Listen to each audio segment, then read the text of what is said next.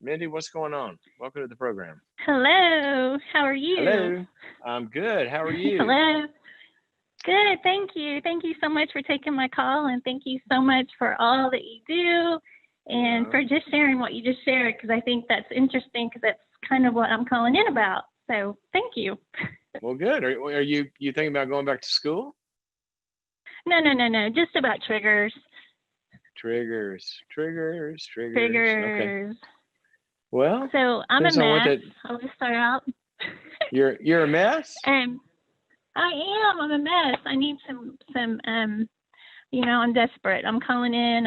I've done a lot of things that I feel like to try to help, and maybe I need more intensive counseling. I don't know, but I thought I would call and just get your opinion because I know you're awesome and you have lots of wisdom. Well, I hope not to disappoint you. I don't know how much I got, but whatever Oh I no. got, I'll share it with you. So tell me real quick. What is your question? What do you? So I What's your dilemma? sure. I was married for 30 years to a man who was addicted to pornography, and of course that escalated to other stuff. It was just a marriage of lies and deceit and yuck. Okay. When you said I escalate to other stuff, you mean like pornographic pictures with real bodies on them? well, like from pornography to like chat rooms to putting ads on Craigslist to Ashley Madison to and To meeting up. some of these things I didn't. Yes, some of Okay. these things I didn't find All out right. until after I left. But anyway, Okay. so So you I got have all out, and that. now you got out, and now what? So I'm remarried, happily remarried. I'm so blessed, and so God just brought an amazing man into my life. And we've been married a year and a half, and a lot of these triggers are really starting to surface, and I'm just struggling with the yuck from it's like I feel like God's brought me into the promised land, but I'm still in Egypt mentally because I Yeah. have all this yuck. And their triggers can be like they're so they seem so insignificant, but at the moment they're huge for me. Like it won't like how can I explain it? Like movies are movies that may have a quick scene, which we try to avoid those, but sometimes they happen. Um, Right. Not even like nudity, but even like just a show that has cleavage, a woman with cleavage. I mean, there's all these threats to me that cause a trigger, and it's like before I even have a chance to process it, my heart starts beating real fast. Yeah. I have to leave. Like Wait a I minute. just Whoa, whoa, don't whoa, whoa, know. whoa, whoa, whoa, whoa, whoa, whoa, whoa. You have to leave. Well, Why I do mean, you I have leave to the leave? room, or Why? it's just I, my response. It's just, I don't want to it's see it. I don't want to feel it. So I just like go in the other room, or I go okay. and All I right. like So I'm pray, or what I'm focusing on there is the feeling that you have to leave. well, I don't have to. I mean, I don't Okay. always. Sometimes I make myself sit there. Okay. But And we can be outside. all There's right. just so many triggers. We can Oh, be I get it. outside and There's no shortage of triggers, and then people try to get away from the triggers, and then they find out, well, they can have the thoughts in their own head, yeah, I mean, you right? can't Yeah, escape you don't them. But even my need question is, you can't escape. I remember a woman getting no. mad, like disallowing her husband to go to some particular grocery store because it's a store where a lot of the women wear yoga pants. Mhm. And I said, how far does she think she can control you to where, I mean, you can do this in your head, right? You don't have to go to the grocery store. So triggers Right. can Exactly. be anywhere. Right. So tell me your Exactly. question.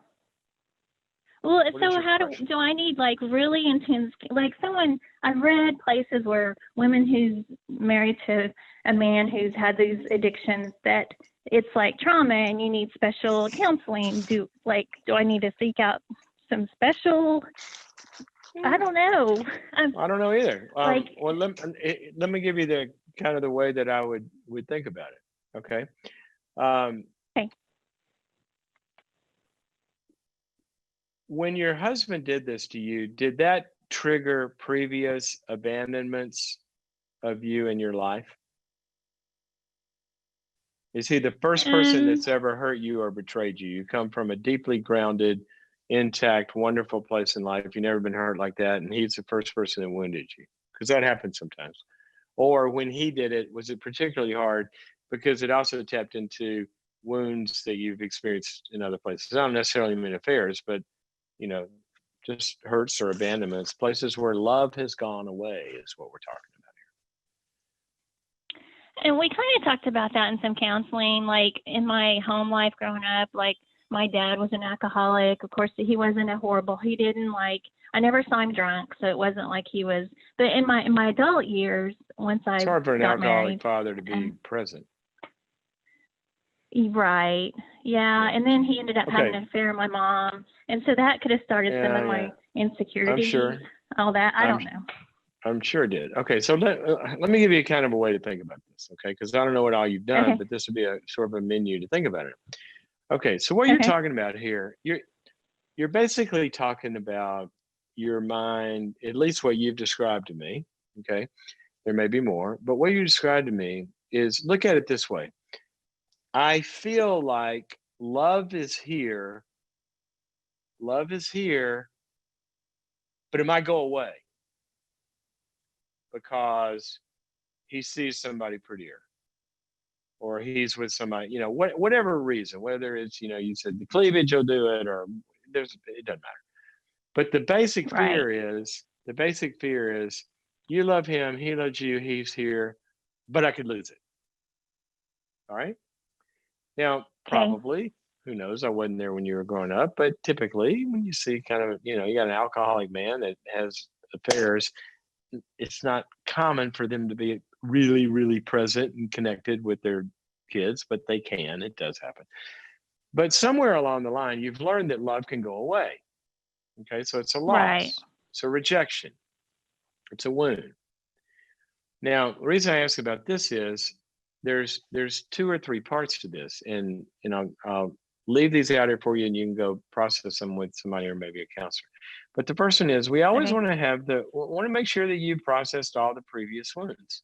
Want to make sure that you've grieved him, you've blamed him adequately, you've forgiven him, you've gotten him out of your head, you're done with him. If you never saw another movie with boob cleavage on it, it wouldn't bother you, because you've kind of squeezed the sponge, right? You've gotten all the pain out of this. You've really worked on that. right. And And I also, really think I whatever, have.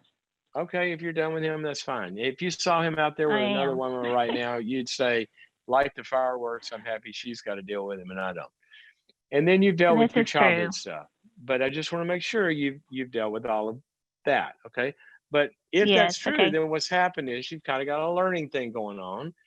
Triggers are about reminding us of dangers we've experienced in the past. And you got a map in your head that says, where there is love, it can go away. Okay. So here's Uh the huh. problem with what you're doing. The problem with what you're doing is exactly what I talked about earlier in the program, that when you're feeling the trigger, then you're moving away, right, to make the trigger go away, right? You're going in the other room, whatever it is, okay? But you're not keeping the connection. That's the problem. See, the fear that the trigger does is it makes you lose the connection with him, Right. right? So Right. ultimately, what you've got to do, and I'd go to a therapist and help them walk you through all of this, is say, okay, when I feel a trigger, if I were working with you, I would suggest a few things. When you feel the trigger, what I would suggest is there are cognitive techniques, because thinking about that's only going to lead you into a hole, right? I would Right. I would block it, ignore it, connect with him, and get distracted in the connection. Okay. Because you're going to That's hard to re-experience the do. love. I'm sorry, did I say this was going to be easy? Shame on me. Okay. Shame on me. I do want to do it. I mean, I want But I freedom. would, I can't. and I would tell I do. him, I'd say, sometimes I get triggered. It has nothing to do with you. In fact, you're the one I want to get over the triggers for. I'd say sometimes I might get Yeah. triggered, and I'm going to turn to you and say, "You're still here, right?" He's going to go, "Yeah, I'm still here," and you're going to regain the connection. Okay, because I want the Okay. experience of the connection to be larger than the fear of the loss of connection. But right now, if you get obsessing about it, you pull off and you go try to just pray or, kind of deal with this in your head, you've actually lost the connection. That's what the whole fear is about to begin with.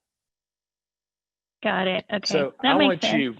I want you blocking, ignoring, experiencing connection, being vulnerable with him if you have to, if this is okay with him, saying, "Whoops, triggered again. No, it's not you. I need your help." He'll bring you into, up on his white horse and whisk you off into the roses and rapture you into all sorts of, incredible love and romance. And you go, "What the heck was I thinking? This man loves me." And you're going to experience and maintain the That's connection. right.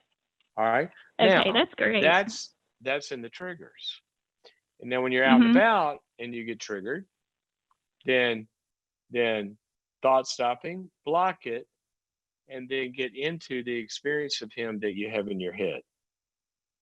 Think about how y'all were this morning at breakfast or yesterday or whatever it is. 2. 3, actually that's 4. 4 is there are some times that you probably need to do some exposure with that and go talk to a Mhm. counselor about when I see these triggers, because I want to get to a place where I can think about the cleavage and know my life doesn't disappear. It's kind of like a phobic obsession. So you do all Mhm. that. You do all that. Look at you. Come on, girl. Listen, look. Listen to me. Listen to me. Look what you have done.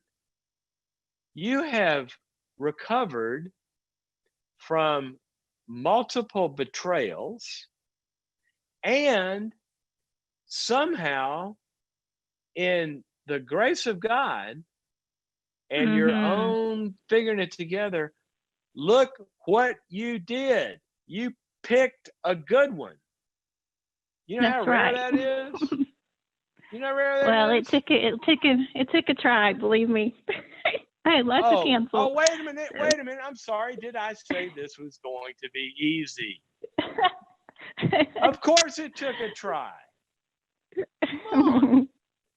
So the next thing is to be able to enjoy, as the Bible says, God, you've put me in, you've made my boundaries lie in wonderful spaces Mhm. so that I might dwell in it.